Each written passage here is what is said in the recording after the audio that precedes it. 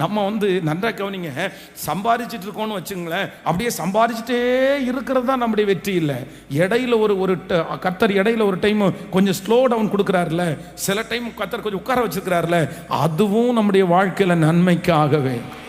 நான் ஓடிட்டே இருந்தேன், நான் வேகமாக இருந்தேன், இப்போ என்னமோ என்னை கட்டி போட்டது மாதிரி இருக்குது, என்னமோ எனக்கு ஒன்றும் இல்லாத மாதிரி இருக்குன்னு நினைக்காதீங்க. இது ஒரு ரைட் டைம். இது எதுக்குன்னா கர்த்தர் உங்களை ப்ரிப்ரேஷன் பண்ணுறாரு, கர்த்தர் உங்களை உருவாக்கிட்டு இருக்கிறாரு, கர்த்தர் உங்களை துதிக்க வச்சுட்டு இருக்கிறாரு. நீங்கள் அப்படியே துதிக்க துதிக்க துதிக்க துதிக்க பாருங்க, இந்த டைம் ஆண்டவர் உங்களை ஒழிச்சு வச்சு உங்களை அப்படியே துதிக்க பண்ணுறத அடுத்து பல மடங்கு கர்த்தர் அப்படியே கொண்டு வருவார்.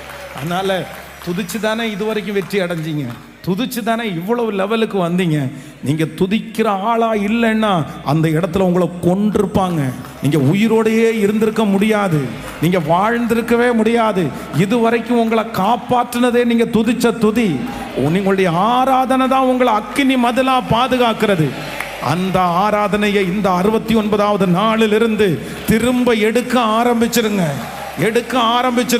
கர்த்தர் அதுல பிரியப்படுறாரு. பிரியப்பட கர்த்தர் நமக்கு எல்லாவற்றையும் தந்துட்டே இருப்பாரு.